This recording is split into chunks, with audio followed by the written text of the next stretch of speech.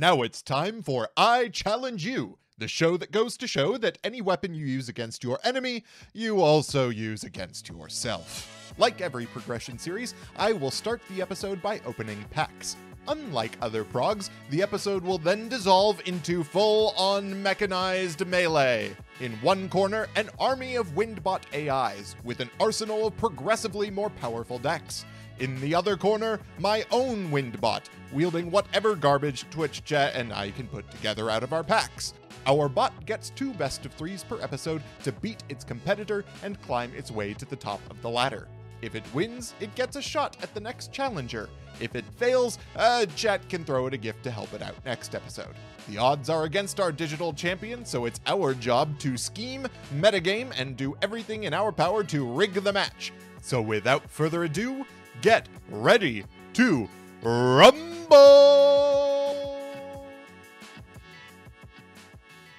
And welcome back to the series that, as of when I am filming this, I still don't have a name for. We'll come up with it in post. Tonight, we are opening 2 more boxes. We are opening Pharaoh's Servant, and we are opening Legacy of Darkness. Both of these packs are really, really good for us. One has removal, one has better monsters. I am looking forward to finally having some traps tonight. For Pharaoh's Servant, chat, I need your energy for a Jinzo. Let's get ourselves a Jinzo. I do not want to see Imperial Order. I do not want to see it. Oh, it is Labyrinth of Nightmare. Whatever. Okay, starting off with Darkfire Soldier number 1 is pretty good. Skull Mariner is another water monster. It's also a warrior, which can be good. I also love Mystic Volcano. This dude just looks cool. I like this guy. This seemingly mild-mannered creature has an extremely volatile temper. A dude who looks like that, volatile temper? No. We could Time Seal. That's a good point. There's like little chance the AI could mess up Time Seal. So it's just a strict 1-for-1 no matter what. And I've seen the AI do worse things. If we want just a blank card, Time Seal is probably good enough. That's cool. Burning Land is a funny card if we end up going after a burn strategy. I think the AI could be pretty good at burn depending on if we get like super busted burn stuff. Magic Drain is a pretty good rare. I do know that the AI is pretty good at using Magic Drain, so this might be something worth running, especially against low-level decks. Stop. The page is not unresponsive. All right, Morphing Jar number 2. Not another jar card. Also, Dokuro Yaiba is a sick looking card. Check out this dude. All right, pack 8. Oh no!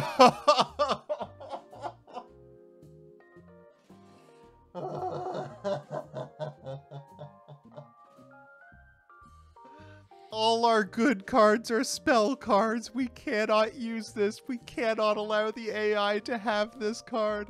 Oh. Next pack. Michizure. Michizure is a sick card. Wait, okay. Crucial question about Michizure. Does it have to target an opponent's card? It doesn't. I'm a little worried. But overall, I'm excited for it. That is a real trap card, which is something we do not have yet. Girichin Kuagata is a genuinely good card. 7 completed is also very good for us because it can only be equipped to machine type monsters, which means as long as we're not up against a machine type deck, as we learned last time, the AI may make its attempt to equip an opponent's monster with my equipped spells, but it won't be able to if we're on machines. We have Fairy Meteor Crush. Incredible. This card is terrible. Most of the holos in this set actually suck. Pharaoh's Servant, not an ideal set.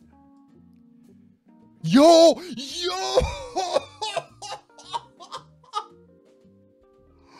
Let's go! Let's go!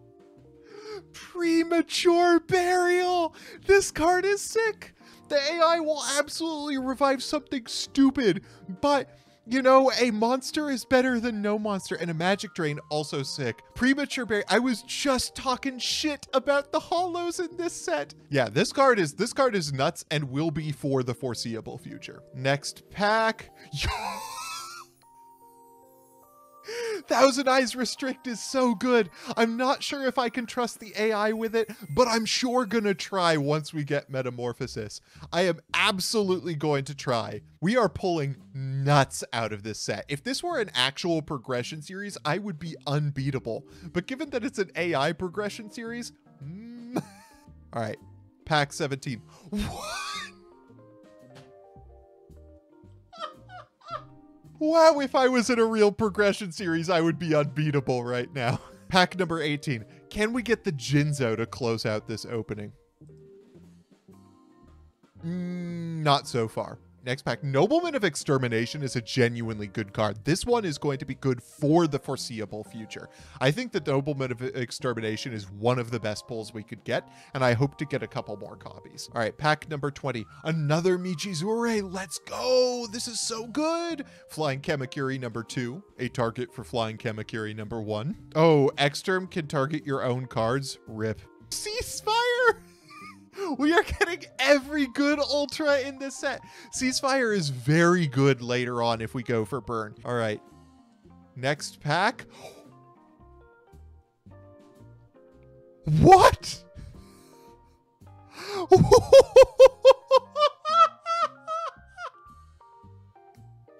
I am unbeatable. Nobleman of Crossout. Let's go. Oh, can Nobleman target your own cards? Crucial question, Austin. Yes, it can. But that's okay. We just won't set monsters, right? We just won't set monsters. It's okay. We are on Labyrinth of Nightmare next. Labyrinth of Nightmare. That's true, chat.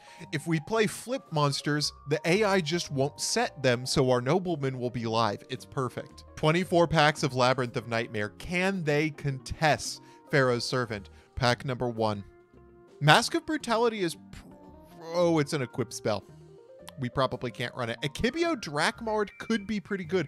Even if we end up targeting our own monster, as long as it survives the 3 turns, we'll get the Akibio back. It'll be fine.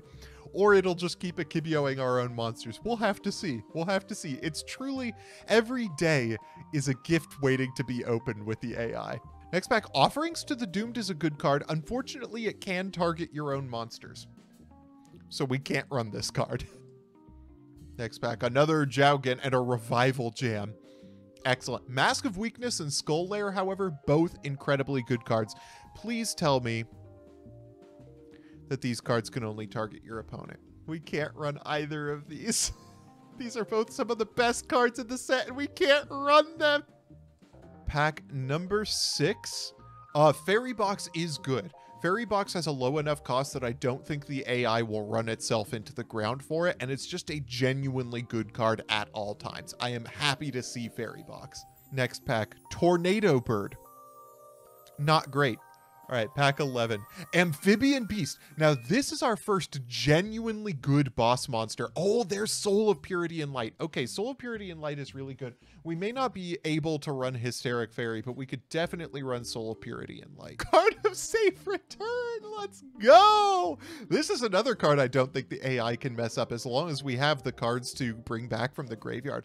This is a really solid one. Also, I think Dragonic Attack is a pretty good card. Yeah, it just gives warrior monsters 500 attack and defense. That's pretty solid. As long as we're not up against warriors, that'll be good. You know what that can power up? Hungry Burger. Another Fairy Box. That's our second Fairy Box. That's genuinely strong.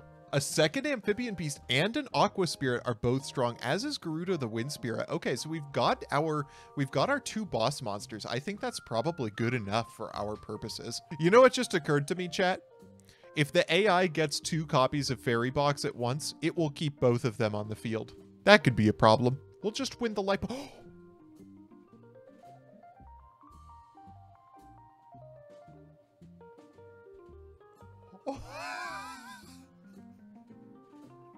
If I were in a real Prog series, I would be unstoppable right now. I don't know if the AI can be trusted with this card, but damned if I'm not going to run it. All right, pack number 18. We are 2/3 of the way through. What can we... Another card I can't let the AI touch. Oh, the AI will immediately equip this to the first enemy monster that we see. This has been, I just have to take a second and appreciate just how ridiculous this opening has been. Last pack. This has been an incredible opening. Spiritualism. Okay. Yeah, this has been nuts. If I were in a real progression series, I would be actually unstoppable right now. As is, we'll just have to see what we come up with for the AI to play on our behalf. Well, kings, queens, and monarchs of every element, what is a progression series if not for a wheel? A progression series requires a wheel. A progression series and a wheel go together like a quark and another quark, like I didn't come up with a good simile for this. Quarks just always have another quark, and I'm a nerd.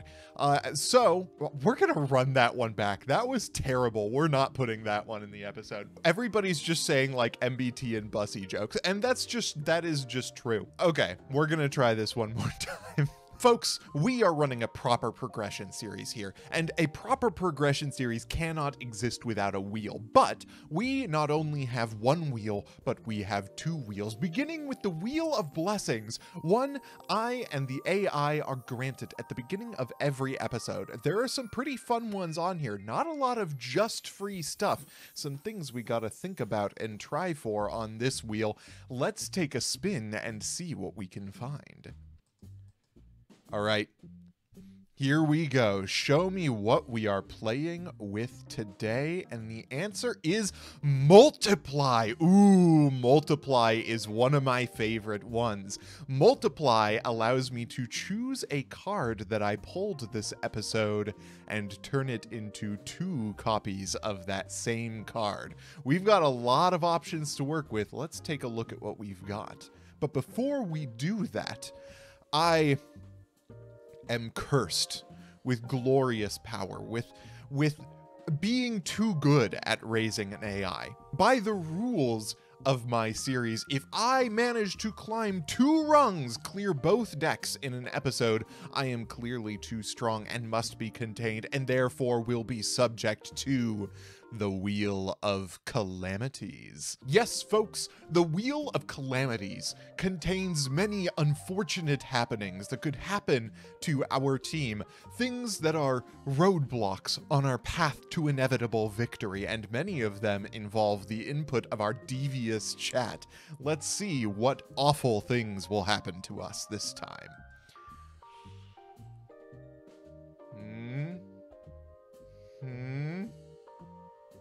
Oh no!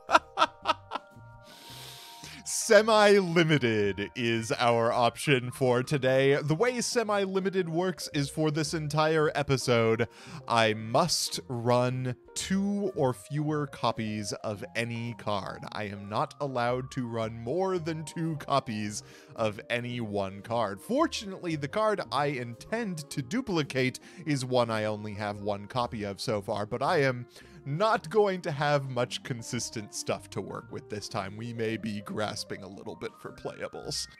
Hi folks, Editor RJ from the future here, joined by our special guest Bella Nacho. I apparently elected not to film me choosing what I was going to duplicate for the day. So it's Premature Burial. I chose Premature Burial. It's Premature Burial. Proceed. And here is the list.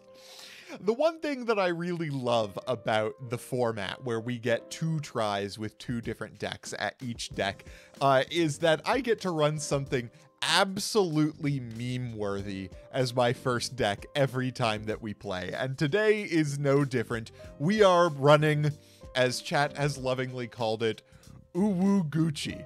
Now, why are we running this deck? Because our lineup today is Frogs and then Burn. Starting with Frogs, Frogs has Wetlands in it, which is a reciprocal effect. under Wetlands, Uguchi is a 1500 that attacks directly. Is that good? Not at all, but it's extremely funny.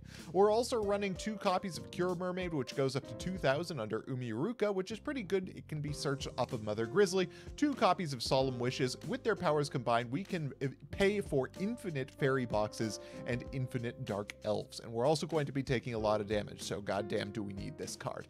I'm looking forward to see what we can do with this one. I have zero expectations for what's going to happen next. It is time, folks. The frogs versus the Uwuguchi. Who will win? Let the games begin. Gotta go to the quick settings and mute the opponents. Wow, they already got like 20 chats in here before I could do that. Wait. I turned it back on. All right, we're starting off with Umiruka Witch, which is a little bit of a suspect play considering we know what's coming, but Umiruka will help us in the future. They've got Wetlands. They're going to discard for Swap Frog. Swap Frog is big. Oh no, they have Solidarity. Solidarity is a card I did not account for in my plans to beat this deck. Okay, we're going for pre-mat. This seems premature. Oh, okay. All right. This is pretty good. This is not bad. I have seen worse plays out of the bot. We got pressure in here. They can summon Ronin Totem all they want. Why is it so big? Holy shit, 3,500 Swap Frog. We may not be able to beat a 3,500 Swap Frog. Not going to lie to you. That is a very, very beefy Swap Frog. Block attack. Okay, if we can summon a big enough guy. That's a big enough guy. Okay. No! Why do they have Froggy Force Field? Have we misunderstood the power level of this deck? Well, Game 2. We'll just have to find a way to beat Solidarity. That's all that's important. Fairy Box is good. We can win with Fairy Box. Wetlands isn't a problem if we have Fairy Box. We just need to flip the coin correctly. All right, come on. Flip that coin. Flip that coin. Flip that coin. We got it! Let's go! Fairy Box OP. All right. Okay, this is good. We now have 2 monsters that they need to get through with Fairy Box before they can attack us. We're setting! The AI has set monsters! It's a Dupe Frog. Dupe Frog doesn't matter with Amphibian Beast! Your Dupe Frog has no power here!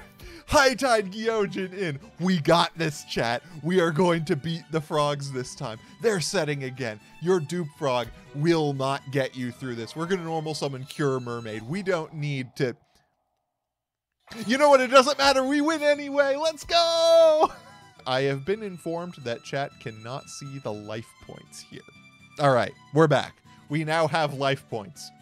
Okay, so we have learned something here. We have learned that if they draw Solidarity, we lose. But if we draw Fairy Box, we win. So I think that this is a perfectly even chance, considering that Wetlands and Solidarity are 3 ofs in their deck, and Fairy Box is a 2 of in our deck because we can only run 2 of any given card. Let's do this. All right, we've got Cure Mermaid. Cure Mermaid is pretty good if they have Fairy Box. Okay, Solemn Wishes. Solemn Wishes is good. Even if we have Mask of Weakness, we're in pretty good shape here. We're going to gain some life points, and we get Cure Mermaid's effect, which gains us even more life points. This will be crucial in the coming turns when they hit us with the dupe lock. This is a pretty good field. We have established something fairly solid here. Solidarity is bad, but it's not as bad since they don't have a single monster to work with. Gravity Bind is the real problem here. But that won't matter when we get Uguchi. We're just going to keep summoning monsters. That's all that we really need to do. Pot of Duality, they can keep it. They've got Flip-Flop Frog. Whatever. Flip-Flop Frog has 2,500 attack. Michizure, let's go! Let us proceed! That Swap Frog, or that Flip-Flop Frog is not a problem for us. We just keep gaining life points. We're going to summon Firecracken, no matter. We'll be fine. We just need the Uguchi with, you know, a negligent number of attack points. Okay, Cure Mermaid, continuing to cure us. This is a much longer game than I expected it to be. One where no, all of our field advantage gone, taken from us. Aqua Spirit can't attack because we're still under gravity bind. That's okay. We have 1.5 million life points. Mask of Weakness. Let's go. Let's go. We've got this. Our AI is too cracked. We're at 13,000 life points, and we still cannot attack because we haven't drawn into the one monster in our deck that can attack under gravity bind. Oh, that's a problem. I will not lie and tell you that that's not an issue. Fissure gets us started. Block attack improves things. 7-colored fish cannot attack under gravity bind. No. Oh, no. We were so close, folks. We were doing so well. We were doing so well. That's still not enough attack points to kill us. If we top deck Raigeki Uguchi, we might be in okay shape here. Yo, wait, that's actually... What? When did they get that card? Ooh, that was a cracked move by our AI, but we were defeated by a huge revolution. Is over. No! We have truly been owned today. So... we're going to have to go back to the drawing board on this one a little bit. The frogs a little bit wrecked our meme deck of the day. Perhaps we should have taken them a little bit more seriously, but we have a backup plan. We have a heavily metagamed backup plan. The two things that we need to really deal with are Gravity Bind and their spell cards. Now, their spell cards rely on the frogs being Aqua-type monsters. DNA Surgery potentially makes them not Aqua-type monsters. We are hoping that the AI will randomly choose a type, and then with that randomly chosen type, the frogs will not get the benefit from either wetlands or from solidarity, which is crucial for us being able to deal with them. The other thing that we have to deal with being Gravity Bind could be dealt with things like Remove Trapped, but could also be dealt with if we just don't bother to run level 4 and higher monsters. So we are running a Gaia Power level 3 strategy here. The plan is that we activate Gaia Power, we deal with the frogs by hitting the DNA Surgery button or using any one of our numerous floodgates here, including Skull Lair, which is going to hit frogs more often than it's going to be able to hit our own monsters. If we can get enough monsters in the graveyard, Skull Lair can be relied upon to take out frog monsters so that we can attack directly with our monsters, including our White Magical Hat, which can attack directly and rip cards out of their hand, and Jowgin, which can banish or discard a random card from our hand to destroy all their special summons. That can include their Ronin Totems and their Swap Frogs and their Treeborn Frogs. We're throwing a little bit of a Hail Mary here with Princess of Tsurugi. This card is dinky, and the AI may summon it in face-up attack position if it thinks it can get away with it, but maybe it'll set it, and that could actually just straight up win us the game because the frogs are rather liberal with setting their back row. I'm hoping this is going to do it. This one is even more of a meme in some ways than our previous deck was. All right, will the frogs die? We will find out starting now.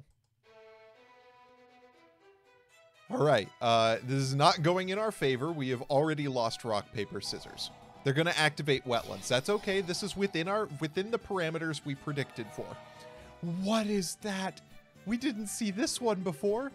All right, we're setting a bunch of monsters. Please let this be Princess of Tsurugi. Skull Lair, fine. I'll work with it. Fairy Box is still okay. The Torrential Tribute. We're so good at Yu-Gi-Oh! All right, Fairy Box. Come on, we got this. We do not got this. That's okay. Swap Frog is dinky. Even Giant Soldier of Stone deals with Swap Frog right now. Pre-mat for... this is fine. This is great. And we have normal summoned the Princess of Tsurugi. Oh dear. That's okay.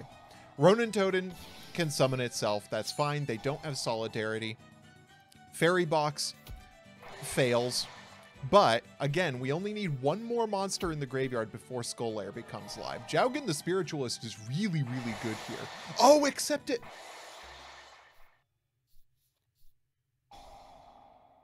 I am going to murder whoever told me to put Jowgen the Spiritualist in here. Okay, alright, Silverfang. We've got...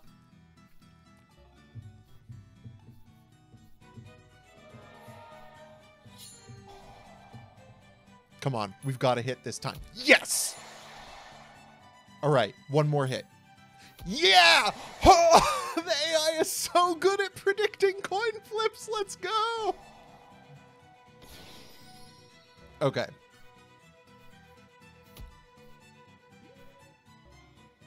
That's fine. Again, one more monster in here does it for us. Fairy box, come on, hit the heads. Why would we do that in the damage step when its attack was already 0? That worked out. All right. We're in a little bit of trouble here. We are simply going to hit Fairy Box 3 times in a row. Michizure. Michizure is great. Skull Lair does it again. We're apparently choosing not to activate Skull Lair here. Okay, we are activating Skull Lair. Flip-Flop Frog going face down is good for us. We want to be able to attack over their monster next. It did not work out that way. Okay. We'll just hit it twice again. All right, that did not work out. That did not work out. Jowgen into a bunch of face down stuff into Skull Lair, our own Jowgen, did not line up effectively. I did not foresee the possibility that it would discard for Jowgen, and then when it had no further Jowgen targets, it would Skull Lair itself. That is a niche. That is a fringe application. That is a fringe application. The odds of that happening again are minuscule, and it certainly won't happen in game 2 because we are going first. We have Shining Angel 2 back row. We cannot be beaten in this situation.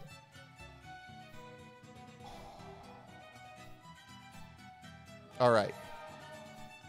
That's okay. We don't need to attack. We just need them to come to us. We've got 2 recruiters on the board, which means that, you know what would have actually been really good in this situation? Noblemen of Crossout. Why are we doing this? We're just turbo taking damage here. Okay. Pot of Duality. Okay.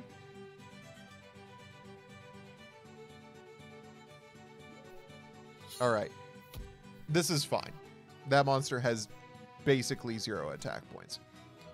Why? No, that was we had a card that beat this board and you sacrificed it. You sacrificed it.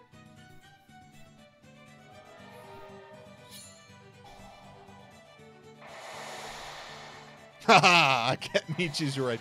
Froggy Force Field was also potentially a little bit of an issue here. Okay.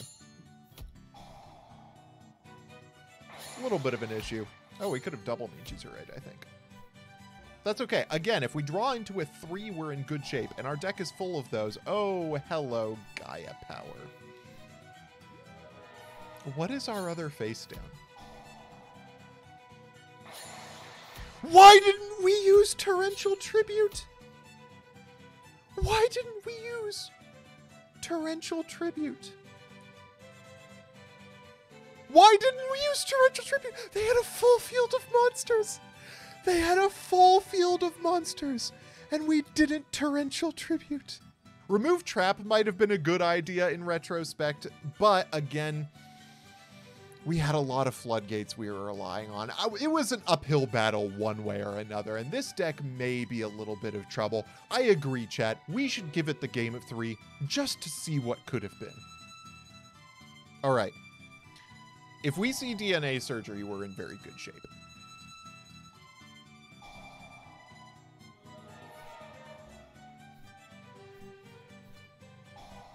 Fissure is also really good for us. Not seeing a monster, not so good for us. We've got Warrior, which means their monsters are dinky. We're just calling Warrior a bunch of times. You know what? That's okay. Sure, you know, our monsters are always bigger as long as we have DNA surgery up. Rodent Totem's got 100 attack. Does not matter. Okay. Just normal summon a monster. Just... Why did we fissure when we had that? We had fissure. Sure, I am digging them attacking the dupe frog, not realizing it won't work. This is really working in our favor. All right. That face down, what's it going to be? Fairy box? No, they would have shotgun fairy box. Actually, this is working out so in our favor. The DNA surgery strat is probably going to be our #1 strat going forward. Yeah, this is fine. What are you going to bounce? Shining Angel? Oh, that bounces too. Yeah, well, with Silverfang. This is actually nuts. This is so good. Because they don't realize... Wetlands isn't negated, so they don't realize that their monsters are warriors on the field. This is actually genius. Were I not limited from last time, I think we'd be in really good shape this episode.